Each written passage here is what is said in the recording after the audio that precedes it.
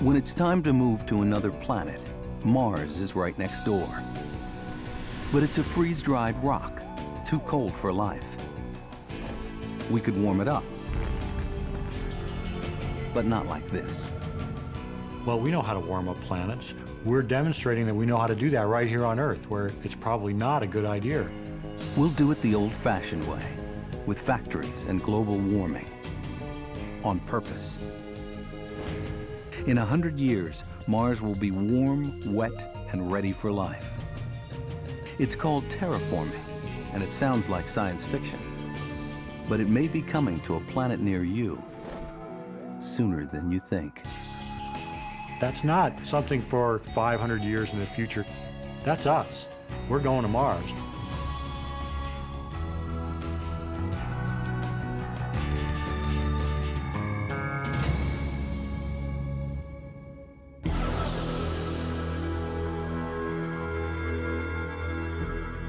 What would it take to make water flow on a world where the average temperature is 80 below zero?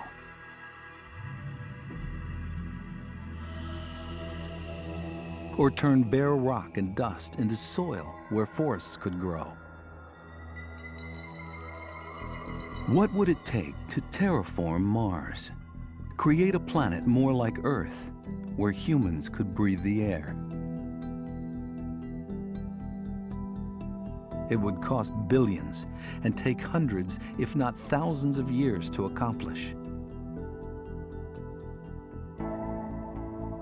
But transforming Mars from a barren rock into a living world is not as far-fetched as it may seem. And our long-term survival could depend on it. If you're a threatened species, which, let's face it, we are, you don't want to all be in one small habitat. You want to be diversified. Terraforming is already on its way from science fiction to science fact. Here on an 18,500-foot volcano in Mexico called Orizaba.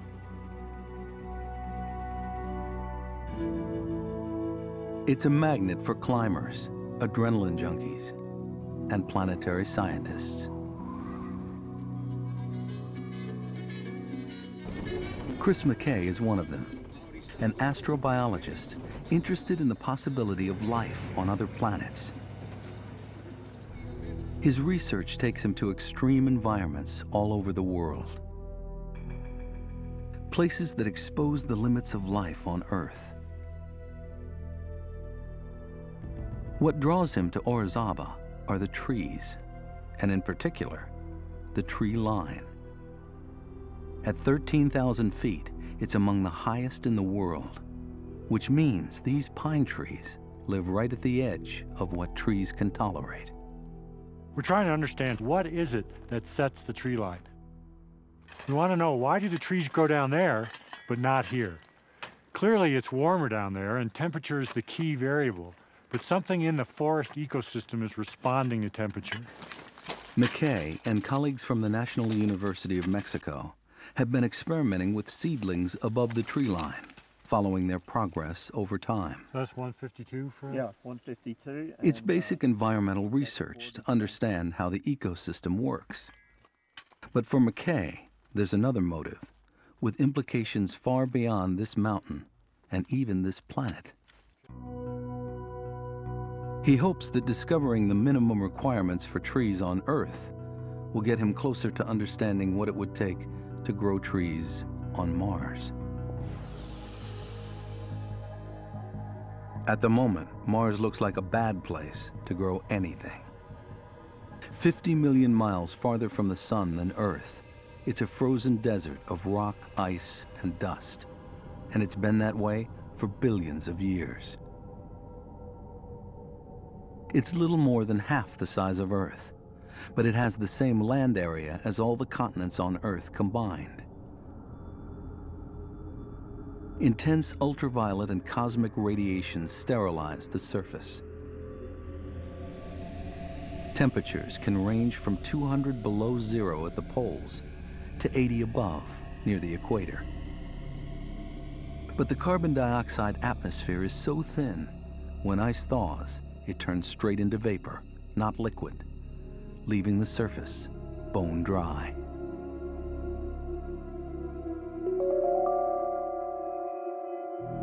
To bring this hostile world to life would take planetary engineering on an almost inconceivable scale. But McKay believes the potential is there, waiting to be tapped. And the Orizaba volcano is a kind of living laboratory for understanding how it might happen. Conditions on Mars are like the top of a very high mountain. Imagine a mountain on Earth 100,000 feet high. That's what it would be like on Mars. Very low pressure, very low temperature, high radiation, conditions so harsh that no life form on Earth could survive. There are no 100,000-foot peaks on Earth, but the 18,500-foot summit of Orizaba is a polar desert like Mars, with a very thin atmosphere and temperatures close to zero. But at lower elevations, the temperature rises as the atmosphere thickens. Bare rock gives way to grassy tundra, and the first signs of life on the surface. Then, abruptly, the tundra gives way to trees, a dramatically more diverse ecosystem.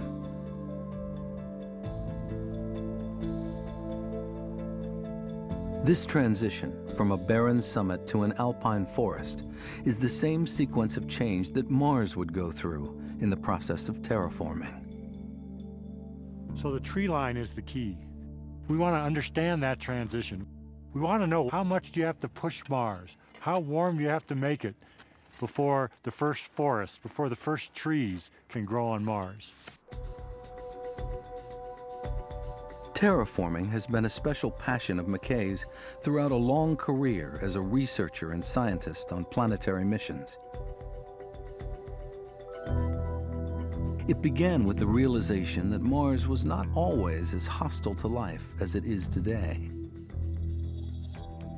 Orbiters have found dried up lake beds, river channels, and deltas all over the planet. Clues to an early Mars that was a warmer, wetter place than it is today. The rover's spirit and opportunity have found rocks and minerals that could only have formed in the presence of water. That means Mars must once have had an atmosphere dense enough to trap the heat of the sun like a greenhouse and create enough atmospheric pressure to keep liquid water stable at the surface. Conditions that could have been suitable for life. This was more than 3.5 billion years ago, when the solar system was young. Mars was still hot inside, and volcanoes pumped carbon dioxide into the atmosphere. Comets and asteroids pummeled the surface, heating and thickening the atmosphere even more. Closer to the sun, Venus and Earth started out the same way, but only Earth remains habitable today.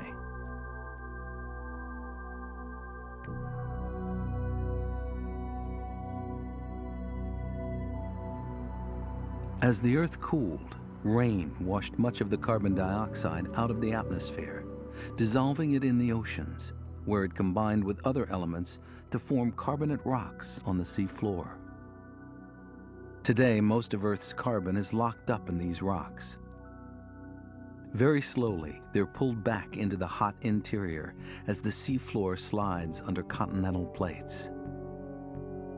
At the boundary, they sometimes melt and erupt through volcanoes at the surface, releasing a slow but steady stream of CO2 back into the atmosphere, producing enough greenhouse effect to keep the planet warm, but not too warm.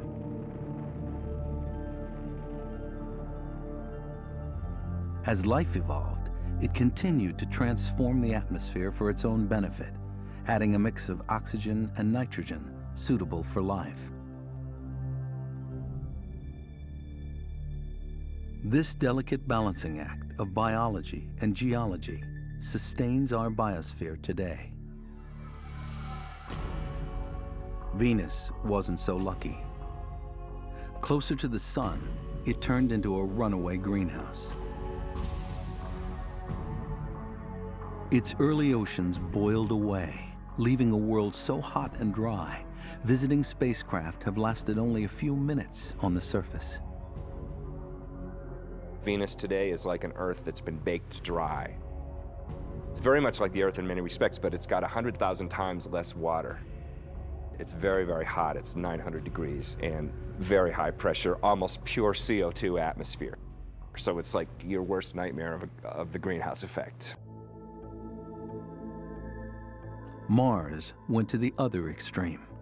Not a runaway greenhouse, but a runaway icehouse. Only 1/10 the mass of Earth, it cooled off quickly. The volcanoes died out, and its once thick atmosphere gradually disappeared. With almost no greenhouse gas to trap the heat of the sun, create pressure and block radiation, Mars turned into the sterile, freeze-dried world it is today. Mars is almost 10 times smaller than the Earth, and as a result, it has no plate tectonics to recycle sediments, it has no magnetic field to protect it from the solar wind, and it has less gravity to hold its atmosphere. All of those factors cause Mars to lose its atmosphere, become cold, and freeze up. But remnants of the early atmosphere may still be there, buried, frozen, or bound up in the soil. And figuring out how to get them back is McKay's goal. Think of it as a thought experiment. There's a world out there, we have evidence that it once had water, once had habitable conditions, it may have had life. Could we imagine bringing it back to life? Is that within the scope of our understanding of planetary science and the technologies that we humans can deploy? To terraform Mars, we'll need to rebuild its early greenhouse atmosphere, and that will require carbon dioxide and water. There's some carbon dioxide frozen at the poles as dry ice, and more saturating the ground, like water in a sponge. The gas releases in the summer months, thickening the atmosphere by 30%, and then condenses back to the ground when it turns cold again. That accounts for some of the original CO2 atmosphere, but there should be more.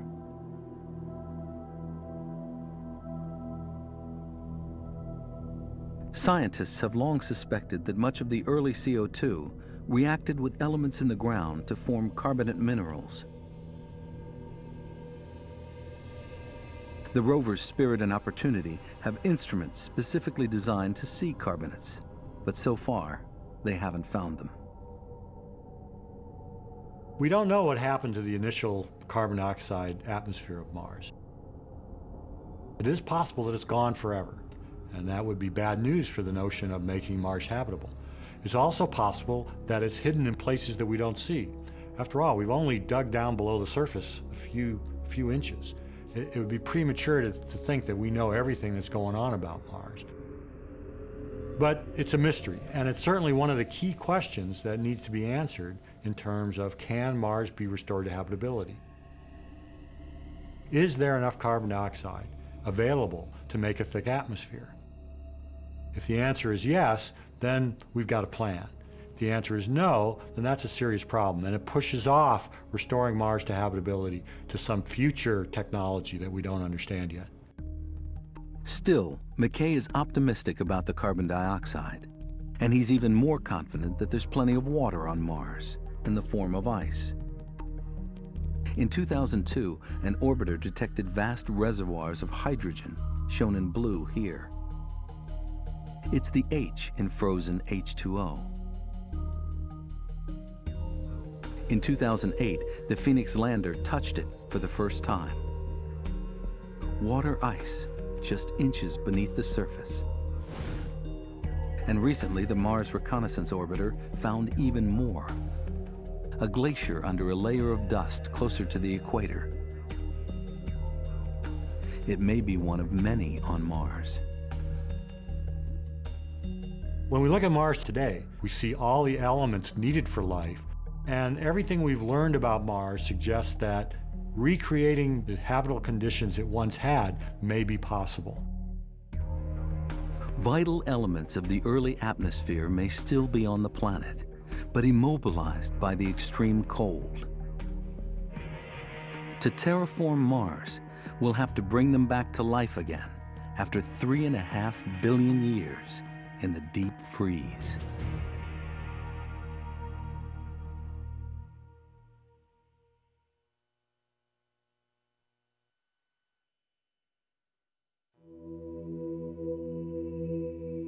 Mars is a dry, frozen world today. But colonists from Earth will someday be looking for ways to make it more like home. The first and most important step in making Mars habitable is to warm it up. The fundamental problem with Mars today is it's too cold. We'll have to warm Mars from its average of 80 below zero to about 25 below to get terraforming started in the warmest regions near the equator. And it would take something pretty dramatic to generate that kind of heat. One person who has pondered the problem is Robert Zubrin, an aerospace engineer, author, and ardent proponent of colonizing and terraforming Mars. Initially, I thought about a wide array of techniques, some of which involved significant violence. He considered hydrogen bombs to melt ice and heat up the atmosphere, or corralling space rocks from the asteroid belt and crashing them into Mars.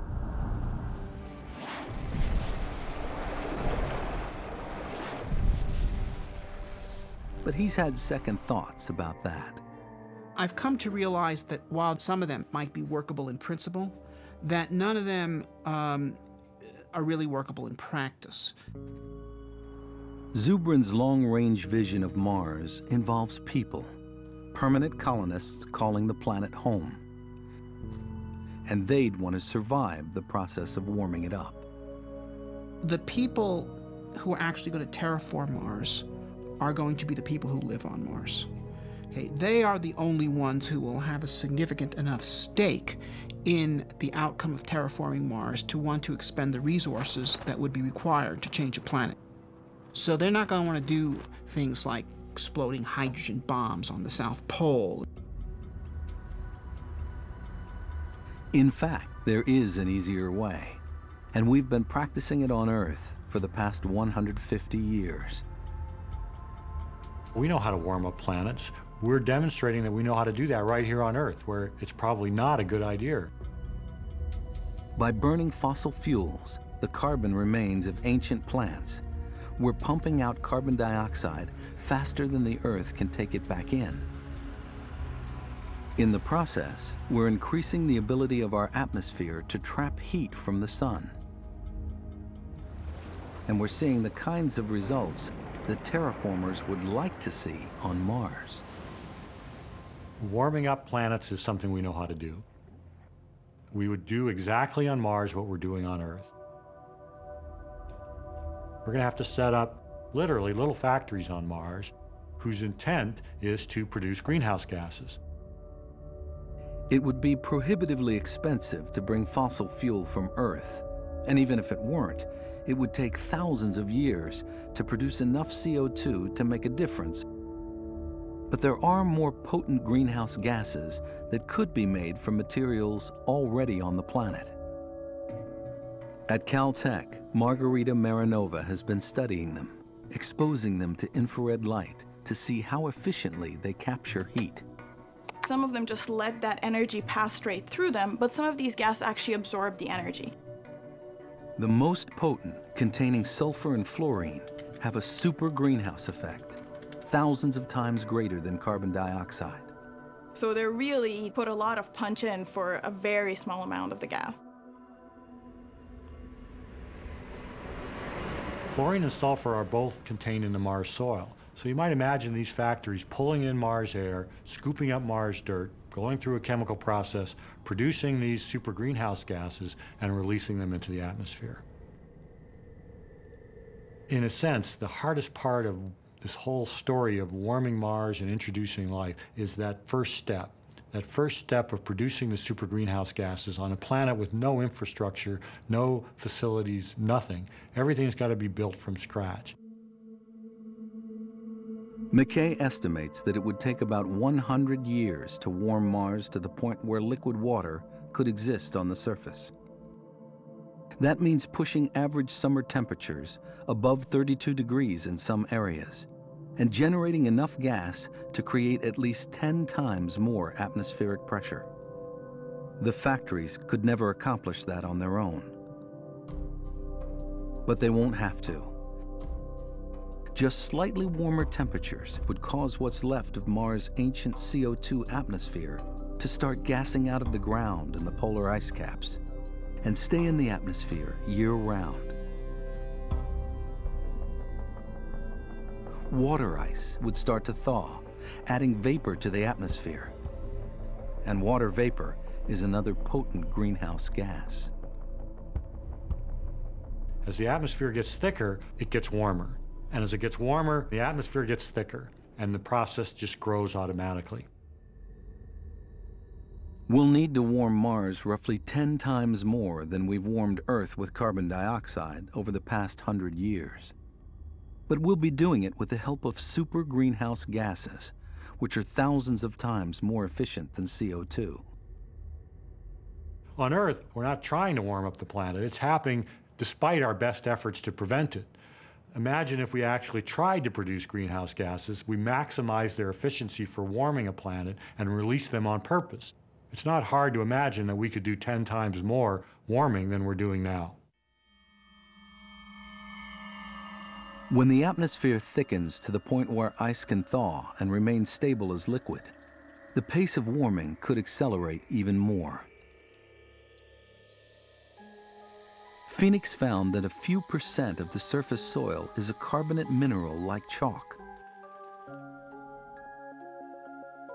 Satellite instruments have picked up signals that these carbonates may be widespread over the planet. At the same time, the rovers have both found minerals that formed in extremely acidic water, virtually sulfuric acid. Today, the ground is dry, but it may still be acidic, and combined with carbonates, that could be a recipe for making carbon dioxide gas. To demonstrate, McKay mixes carbonate, ground up chalk, with simulated Martian soil containing dry acid, and then adds water. So when I add the water, what I expect is that the water will activate the acid will decompose the carbonate, and CO2 will release. And you can see it's happening. You see the gas is being released, it's foaming. I'm pleased to see it. It's not a real surprise. I expected it to happen, but still, when you actually try something and it works, that's always a good thing. CO2 is being released. Gas is coming out of the soil. The components are there. The acid and the carbonate are there, but without water, they don't react. This could be the way we make a thick atmosphere on Mars. Just add water.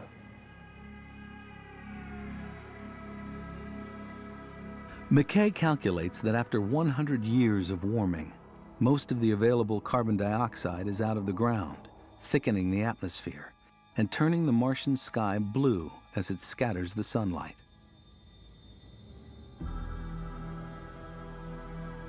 Ice thaws and water pools in ancient depressions for the first time in billions of years.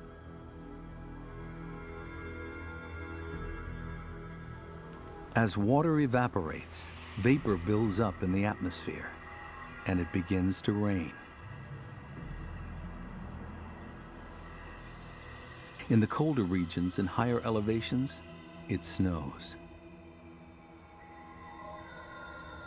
We can imagine that after 100 years of warming, Mars has now got a thicker atmosphere, it's got water on the surface, it's got clouds, it's got rain again. From space, it would look a lot like Earth. It would look like a blue marble. We would have, once again in our solar system, 2 blue marbles. I think that would be an amazing sight. Much of this new blue Mars would be an icy world, like summer above the Arctic Circle, with atmospheric pressure equivalent to a mountain twice the height of Mount Everest. But it would be habitable in a way that Mars today is not. The surface conditions could be fairly pleasant.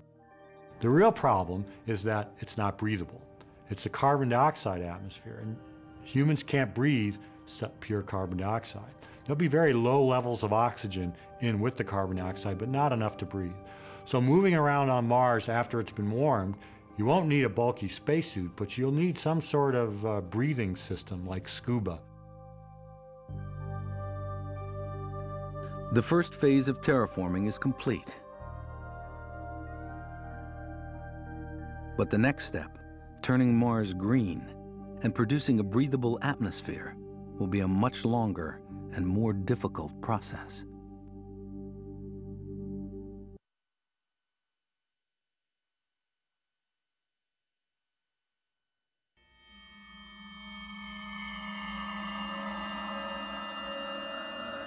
After 100 years of warming, Mars is ready for life. But what could survive here? Martian soil is something called regolith, pulverized rocks and minerals that may or may not include all of the chemical nutrients required by plants. The Phoenix lander looked for nitrogen, the most essential nutrient, and didn't find it. But the signal may have been blocked by other chemical compounds in the sample. Unfortunately, we don't have any measurements that directly support or rule that out. But nitrogen is key. You've got to have nitrogen. It's got to be part of the ecosystem. Nitrogen was almost certainly part of the original mix of elements on Mars. And the explosive energy of impacts may have converted it to mineral compounds in the ground. If so, the soil could be seeded with microbes like cyanobacteria that can start breaking down those compounds and get the nitrogen back in circulation. In the process, they'll photosynthesize, turning carbon dioxide into food and returning oxygen to the atmosphere, paving the way for more complex life. So on Mars, if we want to have trees, if we want to have plants, if we want to have any life at all, we've not only got to get it warm enough, but we've got to make sure that the microbes are there doing their microbe thing, making their microbe nutrients that the trees need to grow.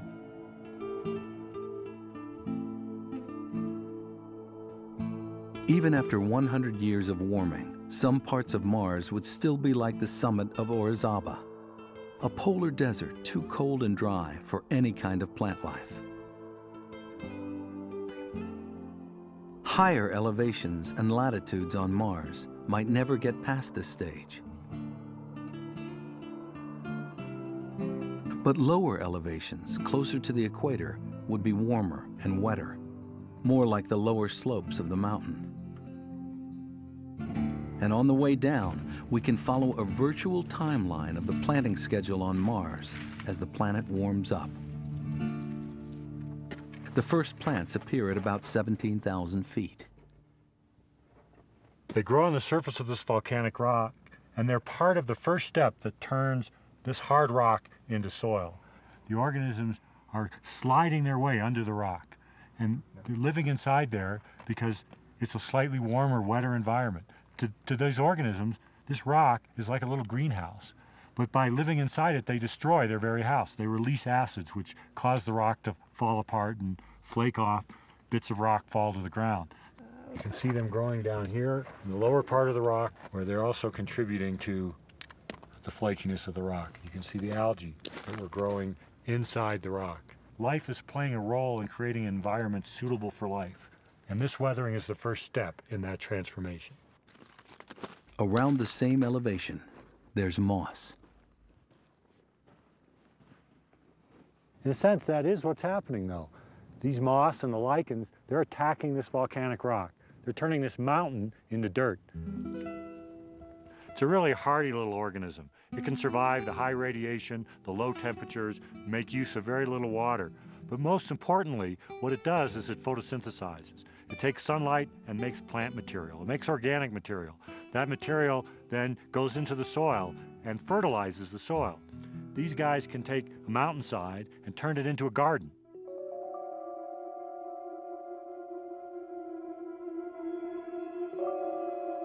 They'll be the first imports of plant life from Earth, perhaps 50 to 100 years after warming begins.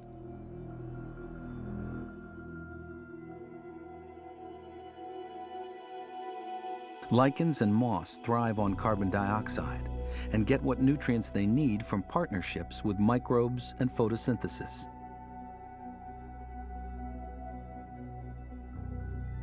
They build soil, help create more nutrients, and set the stage for what comes next. At about 15,000 feet on Orizaba, we find grass.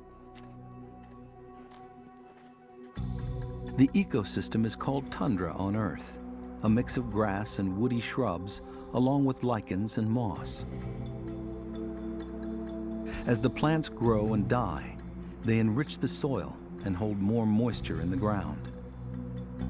Then, at 13,000 feet, where it's a few degrees warmer and there's a little more oxygen, tundra gives way to the tree line. A crucial milestone in turning Mars into a truly habitable world.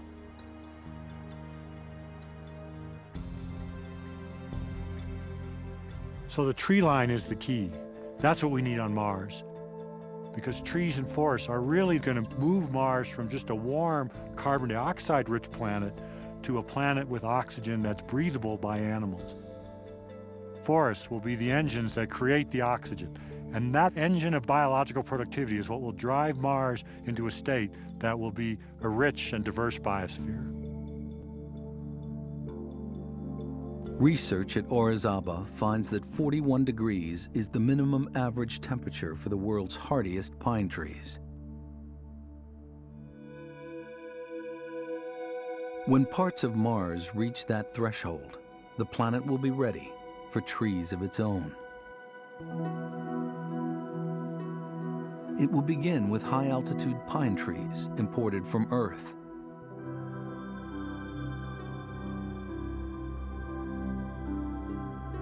They can handle low oxygen and high radiation and spread their seeds on the wind without help from animal pollinators. And so we go from bare, volcanic rock to a forest full of life. In fact, the tree line on Mars will look like the tree line here on the highest mountain in Mexico.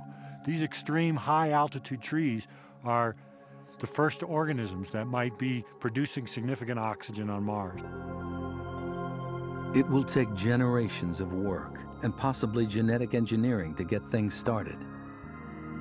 But then the Martian forests will spread on their own, improving the soil and the atmosphere, creating a livable world for more than just plants.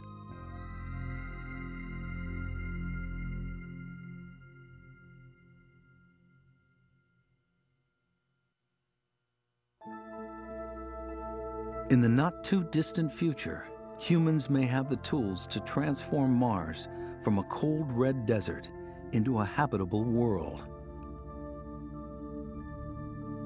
But importing life and turning Mars green will raise questions that we've never faced before.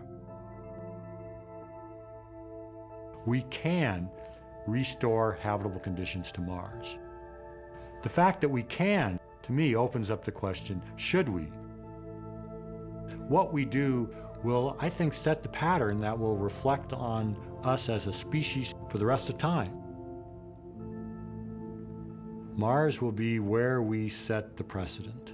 And that's why I think it's very important that we do it carefully. There's no sign of life on Mars today, and every reason to believe that it can't exist on the surface. The lack of water and shelter from radiation guarantee that.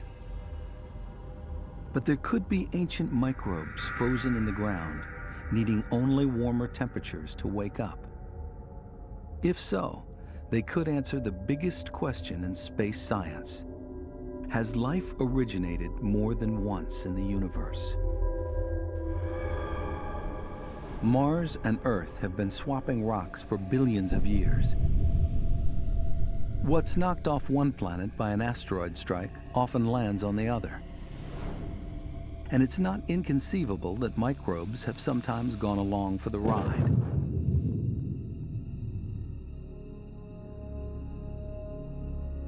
So life on Earth may have come from Mars, or vice versa, which would be interesting, but tell us nothing about whether life originated anywhere else. But if Martian life turned out to be unrelated, a separate origin just one planet away in our own solar system, that would suggest that life crops up wherever the conditions are right. And a universe with billions of galaxies and trillions of stars could be teeming with life. It might also mean that life from Earth could be a threat to Martian life. So how should terraformers treat the natives, if there are any? It would be best to try to answer that before we started warming up Mars, because what we do depends on the answer to that question. If we find that Mars has life that's the same as Earth's, then it doesn't matter, and we move down the path of sharing life from Earth with Mars. But if we find that Mars does have life, and that life is a separate, independent origin of life, then we do things completely differently, in my view. In that case, McKay thinks we should sterilize all of our old space junk left over from previous missions. Even hundreds of years later, it could still be contaminated with bacteria from Earth. And then we should leave Mars to the Martians. I would say our responsibility is to encourage that life to flourish and thrive. Diversity in life across planets is a good thing. And we would learn an enormous amount about how another biosphere based on that life might work. And that knowledge could revolutionize our understanding of fields like medicine and agriculture, as well as helping us understand the Earth by having a comparison biosphere. But not everyone would go along with that approach, especially after going to the trouble of making Mars habitable. I don't agree that that is a rational ethical position. The ethics need to be based on what is good for people, not what is good for bacteria. This idea of depriving humanity of a fully living world, not just for humans, but for a wonderful ecosystem of plants and animals and birds and fishes and all of this, in order to preserve this place for bacteria, is lunacy. The alternative, though, is to play the role of the ruthless invader from another planet. You think of the War of the Worlds kind of scenarios and all these creepy science fiction stories about aliens coming and saying, well, we want your planet, we're going to kill you. We're friends! That's right! We welcome you!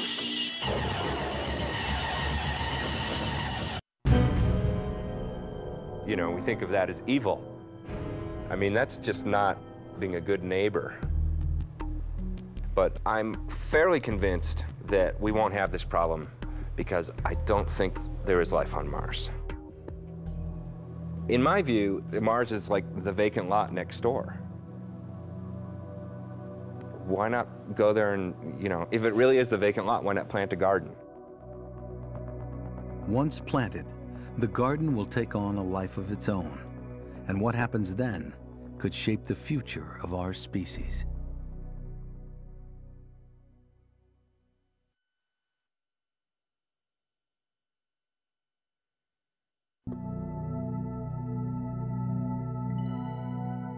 Hundreds of years into terraforming Mars, pine trees are taking in carbon dioxide and exhaling oxygen, slowly turning the atmosphere into one that may someday be breathable by humans. And as conditions improve, so will the potential for a more diverse biosphere.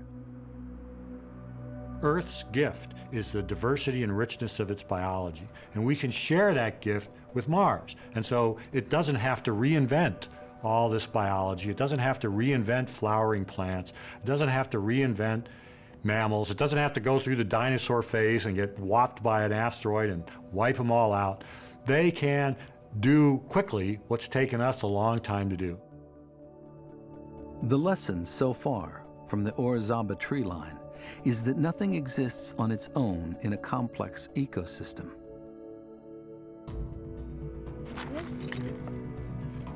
Trees grow where it's warm enough and wet enough for microbes to produce nutrients in the soil.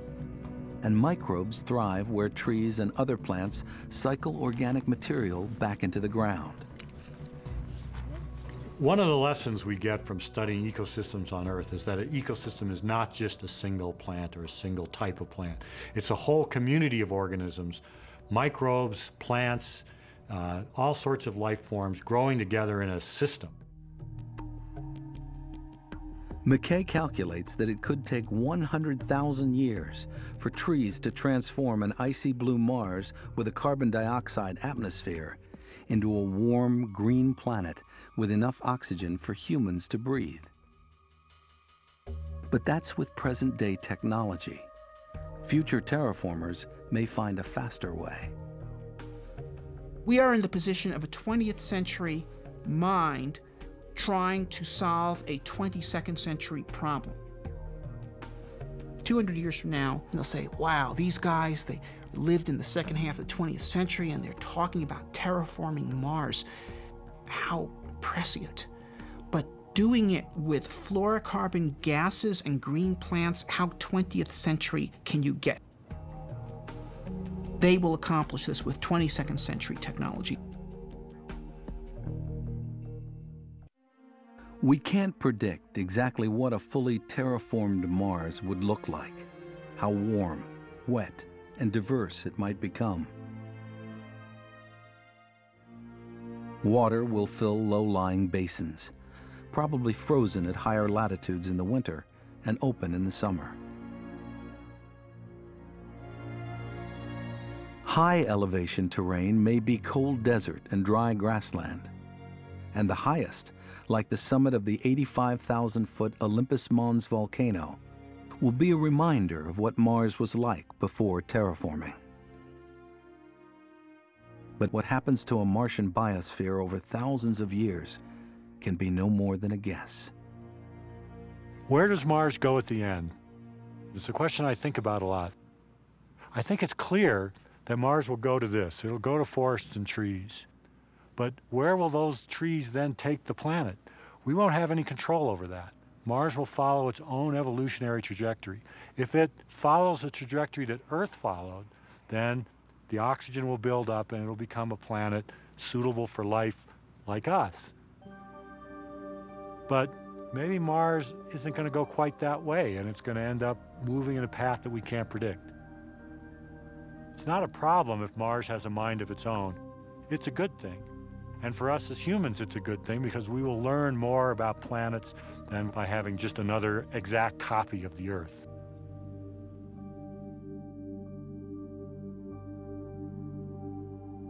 It may be 50 or 100 years from now, but eventually humans will be living on Mars. And it's not too soon to consider the choices we'll face when we get there. That's fascinating to me, the notion that we as a species can ask that question. What are we going to do when we get to Mars? I want to see that dialogue happen. I want to see us as a species discussing it because we're on the verge of getting to Mars. We can see that. It's the nature of humans to explore, to investigate everything within reach. It's the nature of life to fill every available niche. And Mars will someday be available. Just as birds transport the seeds of life to barren islands and turn them into lush places instead of just barren rocks with a few bacteria on them, we're the kind of bird, as it were, that can take the seeds of life from Earth and transport it to the barren islands that exist in space right now and turn them into bountiful, living worlds. So I think we will do that someday. We'd be less than human if we didn't. Along the way, we may learn something about how living planets work and how to keep them alive. The primary benefit the citizens of Earth will derive will be knowledge. And it'll be knowledge that may also have practical benefits in managing our own planet. No matter what we do in space, we are going to have to manage the Earth. And Mars is not an excuse to mismanage the Earth. In fact, we have to view it the opposite. Mars is part of the lesson plan in learning how to manage the Earth. Mars lost its early atmosphere in part because it was small and lacked the internal heat necessary to keep it going. A terraformed Mars would eventually suffer the same fate, but it would happen very slowly, over tens of millions of years. Eventually, Mars will lose its atmosphere.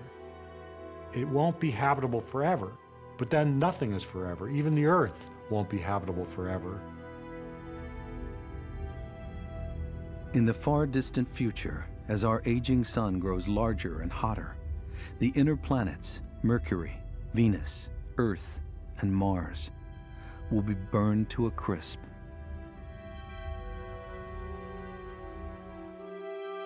If anyone still lives in our solar system by then, they will have long since moved on to better neighborhoods.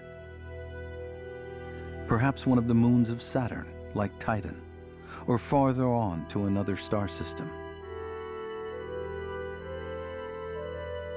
If so, Mars may be the place where their distant ancestors first learned how to live on another planet.